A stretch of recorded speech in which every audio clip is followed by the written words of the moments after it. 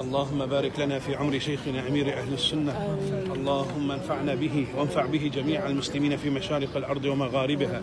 اللهم بارك له في صحته وعافيته وفي طلابه وفي ذريته وأهل بيته وخليفته الحاج عبيد رضا وابنه الشيخ بلال.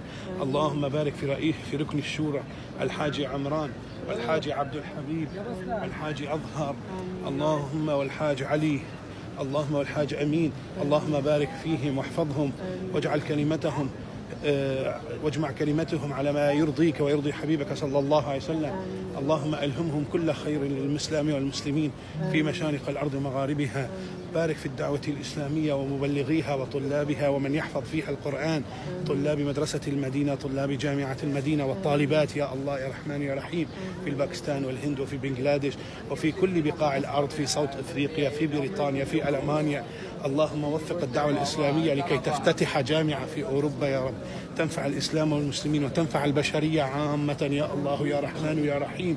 اللهم إنا نسألك لمشايخنا سيد أمير أهل السنة وأعضاء الشورى جميعهم ورئيس الشورى وهؤلاء القوم الكرام أن تزيدهم سدادا وتوفيقا، وأن تطيل أعمارهم يا الله، وتحفظهم وتجمع كلمتهم على ما يرضيك وما فيه الخير للإسلام والمسلمين، وجميع مبلغي وطلاب وأساتذة الجامعات والآنسات والمدرسات وحفظة القرآن في جامعة المدينة. اللهم انفع بهم، اللهم احفظهم، اللهم وفق